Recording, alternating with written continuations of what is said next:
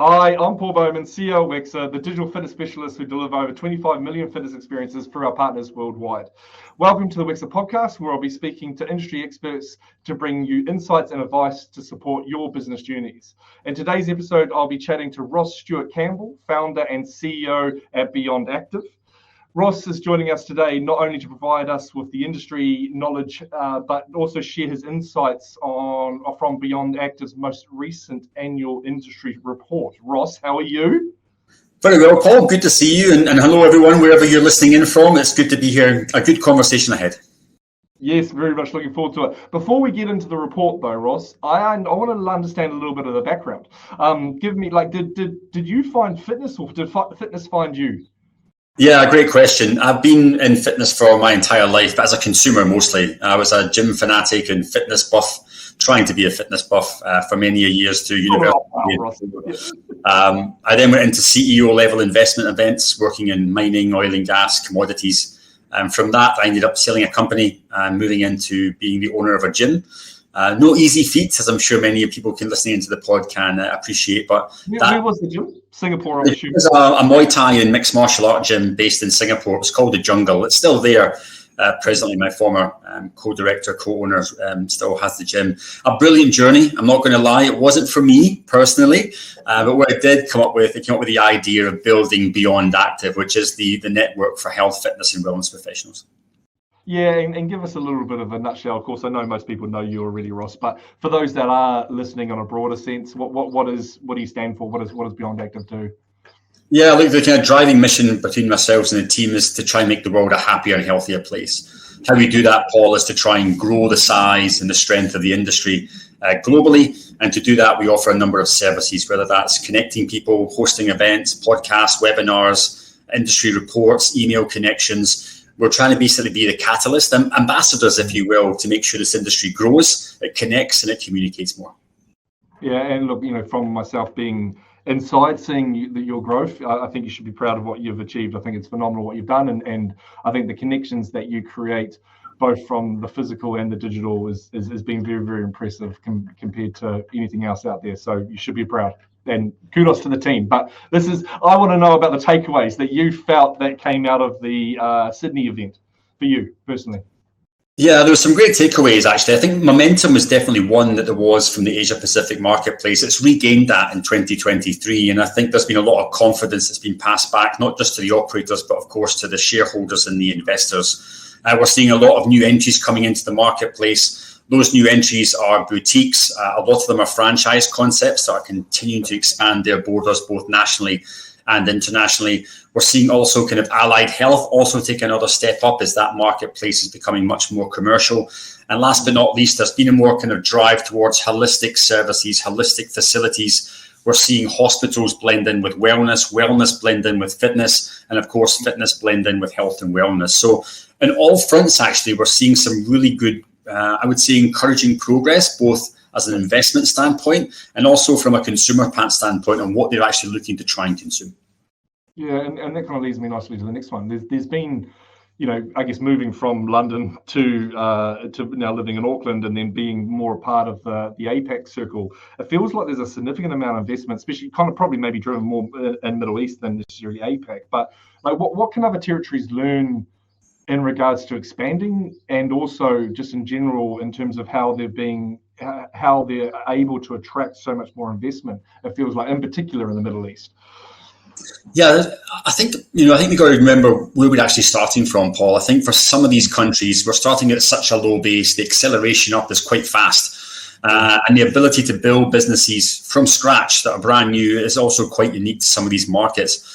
I think when you look at some of the kind of more mature marketplaces where they have traditional gyms and studios and clubs and centres, they're still doing very well, but I think they're being overtaken by some of these other front runners, such as franchisors, independent premier clubs, independent wellness luxury centres, boutique hotels, for example, is another one where they really are driving enormous, ambitious growth, not just in their own country, but outside of that. And they're a little bit unshackled by that growth, right? You don't have any large CapEx or OpEx commitments. The gyms or clubs or facilities they do have are actually performing really well. There's not a lot of non-core assets that are performing badly on the portfolio. And I think what they also have now is really ambitious and well-capitalized investors. They see the opportunity and they're chasing that down. I think in these other markets, there's also a bit of experimentation in some of these new markets where everything can get flung at the wall. The question, of course, is what sticks in the next couple of years. But I think there's a lot of things getting thrown at the wall. And there's a lot of people getting put money behind it. And that, for me, is very, very exciting.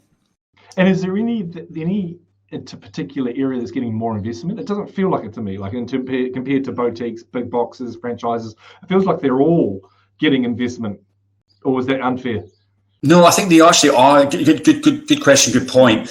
They are. I think the speed of which the speed and the scale of this investment is quite interesting to see. I mean, if I was to look at somewhere like Australia, look, there's absolutely some new facilities in Australia that are world class. I mean, top of the chain, food chain in terms of Asia Pacific, in terms of design, facilities, services, offerings, experiences. They're unbelievable. I mean, Total Fusion is one of those, of course, out of Queensland. They're doing an absolutely incredible job. One Playground is also there. What was the build cost of Total Fusion? It was I think it was 50 million. Don't quote me on that, sorry folks, but I think it was 50 million. People aren't dropping that amount of money, even if it's close to, even if it's 35 million. People aren't dropping that amount of capex these days. We've got great new wellness properties and clubs happening in Melbourne as well. I think Gunnier, was the one that brought that up as well. It's a phenomenal club. But as much as these gems, shall we say, are popping through, there's still an enormous amount of franchisor growth in that region. And so in terms of the number of sites being opened up per year, it's definitely favouring the franchisor at the moment in time. But beneath that, there's definitely some good activity from the independents, both premium, luxury and high value, low price. And so I think that's a really interesting make in Australia. In Asia, I think we've definitely saw a slowdown of the traditional big box club. I think what we have saw is now longevity clinics popping up, boutique hotels popping up, lots of franchisors, and also more capitalized independents, not just in the fitness space, but also health and wellness. And that's very much Asia. I think in the Middle East, it really is a broad brush. I think what we do have is enormous growth in terms of the traditional big box clubs, and Lee Jam is a great example of that. Gym Nation is also on fire at the moment. You have some really interesting wellness resorts coming out of Qatar, both in Saudi and also in the UAE. And then not only that, you've got the emergence of franchisors coming into the region. So they're not quite there yet in terms of the size, the ambition, and the speed of, the velocity of what they're trying to do in the region. But certainly all the boxes are being ticked. It's just a case of how much the dials are being tweaked up or down per region. Yeah, and does the consumer demand stay there and there's no cannibalization? But I think everything's growing well now, right? So I guess, have you got examples of big brands working with corporate health providers and finding a good marriage in regards to, I know that's been a big topic in a lot of your physical events. Yeah, look, yes, the answer is yes. I mean, take something like Lee Jam, for example, in Saudi Arabia, Fitness First at the Middle East. They are trying to really get nice and cozy with some of the kind of corporate health solutions out there. I suppose you think traditionally they sit side by side, and you think naturally they overlap quite a lot. But the corporate health and well-being, shall we say, industry, and then the fitness industry, even the wellness industry, they actually sit very far apart. You know, part of the reason that Beyond Activ is there is to try and blur those lines and try and bring them in. If you're looking at corporate health and well-being, their biggest goals are still the kind of, I would say, the non-traditional health MNCs, the Googles, the Facebooks, the large-scale tech companies, the airlines, for example, oil and gas companies and mining. That tends to be traditionally where these corporate health and well-being companies are chasing size, scale, and need for demand for employee health and well-being. But what I think is really interesting now, to your point just now, is that collaboration between the traditional health, fitness, and wellness world and the employee health and wellness world. Where can we actually learn to grow together, not just for our world to adopt their services, but to be almost like an allied holistic healthcare solution? And I think that's something that's just starting out in its journey, Paul, if I'm honest with you. But I think the potential is so incredible. Yeah, like I spoke to Troy, who was one of the original founders of Spring Day, and of course we were doing some work with him because what we felt, and I think probably the easiest way to explain it is, they didn't know what they wanted to measure when it came to corporate initiatives, health initiatives. So we actually had to create the benchmarks ourselves. So what we've been able to do is actually benchmark other, if it's corporates or insurance companies against each other, because they didn't actually know. And I think they were looking at companies like Wexer or the traditional fitness provider saying, hey, do all this for me, and you should support all of my outcomes, and my productivity will go through the roof. And we're like, well, actually, that's just not true. So people aren't actually engaging with it, or they're just going to the gym, and of course wellness is critical and recovery is critical. But if they're not actually raising heart rate or actually trying to make improvements, it's very hard for us to do the job. But actually, our benchmarking has really, really helped us to succeed with them, to go kind of understand what others are doing, so we're not trying to solve all of the problems that they might have in a boardroom, if that makes some sense. Yeah, I mean, congratulations on the benchmarking. I think we've also got to take an honest look at the corporate health and wellbeing world. I mean, most of the time, the companies in there, they're quite two-dimensional in the offering they're actually proposing. I mean, it's only been in the last 3 or 4 years that these offerings have really taken part in Asia. I think you had initially the insurance companies that were doing AIA Vitality, Manulife Move, Prudential had their Pulse system, but they were all almost just generic marketplaces that didn't really kind of work specifically for the mass populace of that employee base. I think what we have saw in the last couple of years, and Wexer, one of these, are companies that are coming into this space now and really trying to innovate with hyper-personalized solutions for the wider employee base. And I think that's just starting out at the moment in time. And again, that's got so much room to grow. I think what's interesting to see is what happens next, because I think when we look back on 2019, 2020, the trend for corporate health and wellbeing was physical fitness. I think the year after that, was definitely a move and a big swing away to mindfulness and meditation. That was a huge swing. Through the pandemic, we then definitely saw a move not just from mindfulness and meditation, but into mental health and well-being. That was the big trend. And then I think the last maybe 12 months, the drive has been towards a holistic solution. Can a corporate, can an employer deliver a holistic solution into the marketplace? And being honest, the real challenge is the market is so proliferated now with different offerings. It's quite difficult for a corporate employer to sit down and say, okay, how do I find the ring to rule them all? The one ring that's going to save us all. What is that? How do I get that involved in my workplace? That's, again, another part of the journey that I think is just part of the maturity of the sector. Yeah, we've had actually a lot of success, probably in growing our corporates that have done the strategy by around about 30% just by integrating into their calendars. And of course, it's such a simple idea when you explain it, but it took us a long time to get there. So what they, and we can create some rules for operators where they say, okay, if they've got 3 meetings back to back, we'll have a calendar invite to be able to do posture adjustments, or they can choose healthy hips, or shoulder tightness, or something like that, and that has just increased the usage significantly. But I think the big thing that we're seeing is that actually then, as soon as they go on the platform, they get reminded that there is other things there, right? It's how do we get, because we don't, traditionally with especially from a content point of view, it's, the Instagram, it's the relevant rock stars that you're trying to get them on social to constantly remind them to go back to the platform. Whereas in the corporate world, where we're kind of connected to the intranet, you kind of have to hack the way that they do things. And that's kind of been our, I wouldn't call it the silver bullet, but it's getting close to. But I think it's it's exactly what people need, right? Like it makes sense to, if they're having a busy day, let's not wind them up with a whole lot of stuff, but let's kind of help them through their day to be better. So that's just to chuck it out there. We're slowly getting there, Gross.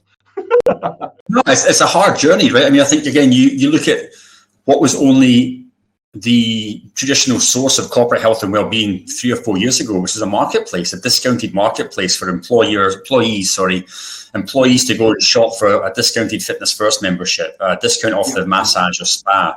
I think what's really interesting now, and again, we're seeing it in fitness and wellness, is people are wanting hyper-personalized content, or if you can get it hyper-personalized, relevant content, just like you have in Netflix and Spotify or Disney. What is the relevant content to you? And if you can put that into someone's day, then you are addressing and engaging the larger employee base. I think that the fall of the last kind of the old guard, if you will, of the corporate health and well-being companies is that old style marketplace didn't really have the number of services that actually engage for the employee to buy into. If you've only got 100 people at your office, 10% are gym goers, and you're offering discounted Fitness First, well, maybe one person out of that 10 or 1% of your employee base might take up that offering.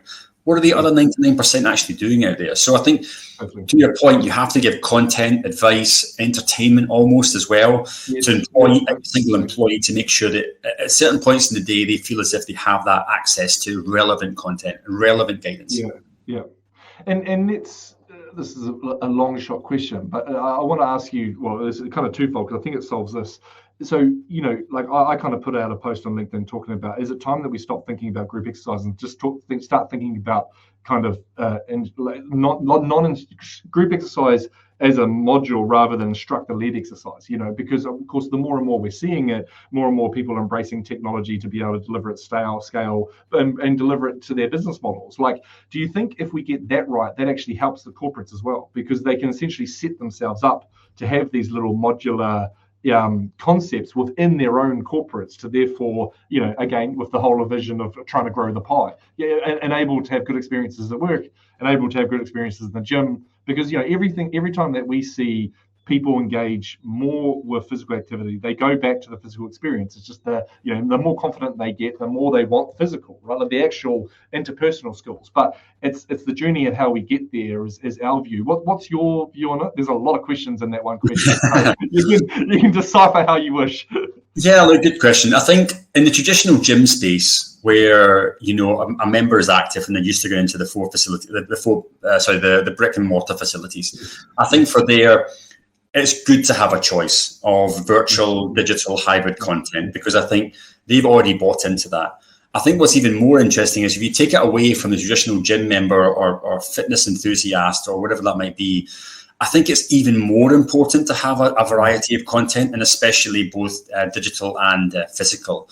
And I think when you are looking at people coming into a yoga class or mindfulness or meditation, a lot of them, as you know, are looking for easy access, almost a lack of embarrassment, on their own personal journey and their own. And that for me is where I think digital health and fitness and wellness actually really comes into its own. It's actually got an entirely different universe to solve. It's 80, 90, 95% of the population they're actually trying to address with that challenge. So I think for me personally, I think digital is an absolute must, especially outside of a gym. Inside of a gym, I think some gyms really benefit from it because and you know this, I don't have to tell you this, they really part of the offering. I think some of the gyms that don't have the ability to resource it and manage it probably are not best aligned to have that facility or that offering to their clients, because it should be done as an additional service, and it should be managed, it should be resourced, it should be capitalized. And so I think the best in class will still do digital offerings in the fitness world, but I think anybody, as corporates, even especially government, we're starting to see it as you are with telecoms, who are trying to engage their member base, their customer base. Digital offerings have to be very, very much apparent, and especially not just your traditional long form exercise combinations, but as you know, short form, multidisciplinary, multi-module sessions they can just dive into. Yeah, well, we actually, and again, I don't want to ruin Morton, our head of content, but he'll publish the most recent results. And, we've pretty much seen since 2015 a reduction of the overall length of time being created. You could argue that content providers are creating short form content, but it's the first time it's gone under 20, so it's 18 minutes now. So what we see with digital is 18-minute, like 15 to kind of 20-minute blocks, and then people can choose. But what's interesting is people are doing like a mobilization series, or tight, healthy hips, healthy shoulders, and then going into a workout. So it's interesting how it plays out. But I won't ruin another podcast, Ross. But like I guess to your point, like so we're seeing, from a business point of view, that virtual has come back as I wouldn't say into golden eras, but essentially because of staff shortages. People are struggling to show the value proposition that they have, and just getting instructors is nearly impossible for many clubs that we're serving, especially from a virtual point of view. Is this what you're seeing across your clubs that you work with? Yeah, look, I think there's instructor shortages, and there's instructors, so there's shortages of all kind of staff, whether it's therapists, clinicians, doctors, instructors, coaches, personal trainers. I mean, they're all getting squeezed. I think the reality is today it's a problem. If I was to take the collective ambition of all of the clubs and businesses that we work with, and then add that all together in terms of the manpower needed, there is probably 10% of the manpower needed actually currently available in the workforce. Everyone has such ambition to grow their business, 5 more clubs, 10 more clubs, 20 more countries, 15 more countries, franchise, license, etc. That growth ambition cannot be met with the current workforce that we currently have. Now, we can only recruit so much. There's only so much we can actually upskill to do these jobs. At some point, there'll be an inflection point, I believe, where you really have to consider absolutely putting in some type of virtual instructor classes or on-demand classes into your schedule. Not just from the fact that your current workforce can't handle it, but sickness, holidays, coaches being poached by other companies. It's happening all the time now. So for me personally, I think it's a problem just now. It's certainly a larger problem in the future. And I think some of this kind of on-demand can certainly alleviate some of that. But if we don't address it in the next couple of years, it'll become a really bad problem for us. That's very well said. And then I guess directly on the digital fitness landscape, I guess, it's evolved significantly, but for you, what are the key factors that are driving, I guess, the adoption curve within 2024? Yeah, I mean, I think, again, we saw the boom of digital fitness and wellness. I think we then saw its contraction, its necessary contraction. I think, just like Wexer had, you had a brilliant run at it. You then obviously, I think, not only in televideo, but you've had some great success joining some businesses together. We feel the market is really, really strong, where it's actually only served by a couple of really good solution providers like Wexer. That's what we humbly believe. I think the entry point now to providers is much, much greater than it was through COVID in terms of production, marketing, cost of acquisition of customer, experience, service support, of course, for the client. I think all these things are really, really important. And I think they were less served through the pandemic, but of course, now there's a benchmark for all of these services. So I think going forward, just like you're starting to see also in the connected fitness world, where that had a boom and then a contraction, customers are still very much enjoying Peloton. I mean, like Peloton and Echelon and Zwift, they've still got an enormously strong base. I think what you've found is, though, that people are really overhyped. They had no other option, right? No other option, but people flee towards quality, and that's quality in content. It's reliability of content. It's diversity of content. It's a reliability partnership with the person that's supplying that content. And so I think going forward, do I see the market? I don't see the market shrinking, that's for sure.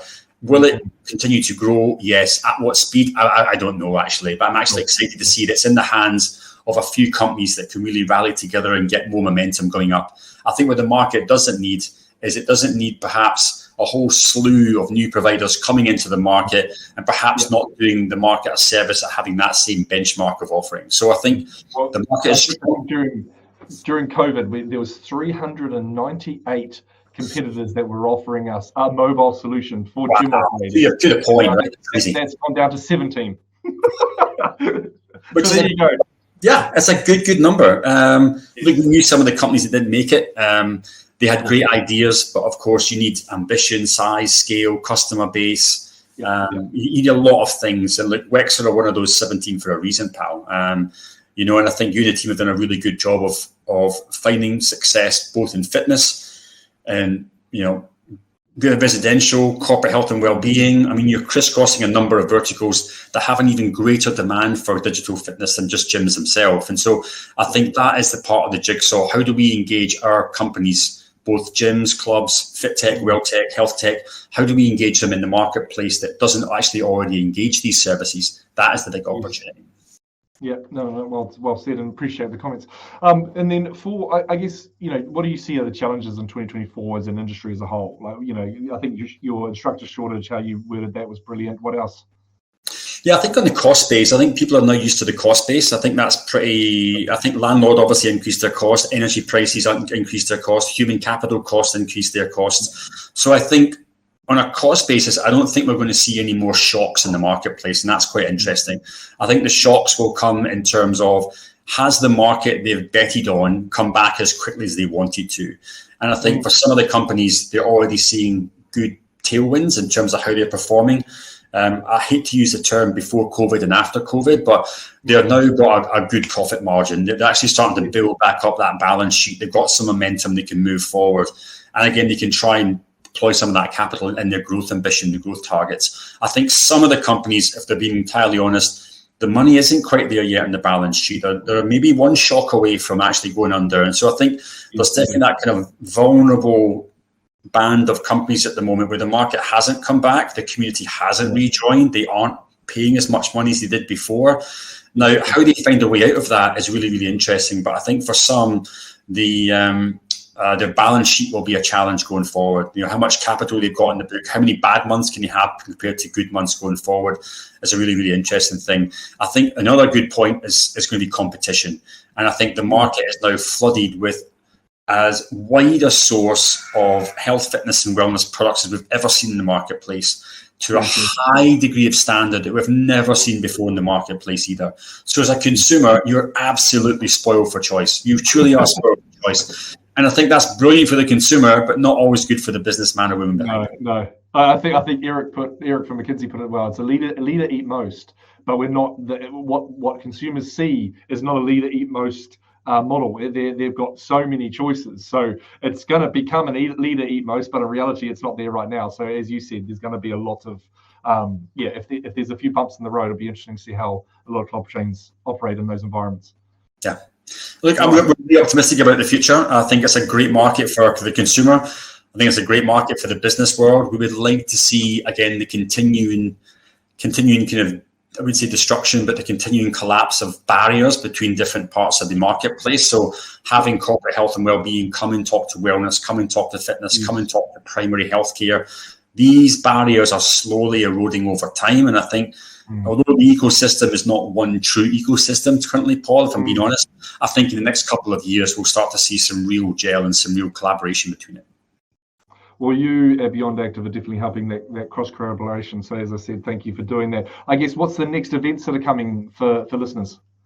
Yeah, we've got 4 events this year. Riyadh next month in Saudi Arabia. We then zip over to Singapore in June, fly over the Atlantic into New York in September, and then finish the year in December in Sydney. So we've got a great event somewhere in the world if you want to come and join us. So your air points are going to be elite status for sure. I don't like that status, but it may be inevitable. Yeah. And Ross, how do people get in contact with you, sir? Yeah, look, Beyond Activ. No E in the active, so beyondactiv.com and simply Ross at beyondactiv.com. I'm happy to chat to anyone who's got any good ideas or just wants to listen or learn or collaborate with Beyond Activ going forward. So Ross at beyondactiv.com. So thank you for joining me on the Wexer podcast. And as I mentioned, appreciate everything that you do for the betterment of this industry. Thank you so much. Thanks, Paul. And again, all the best, everyone listening. Have a great 2004. And congrats again to you and the team, Paul. Great job. Cheers. Thank you, Ross. Bye now.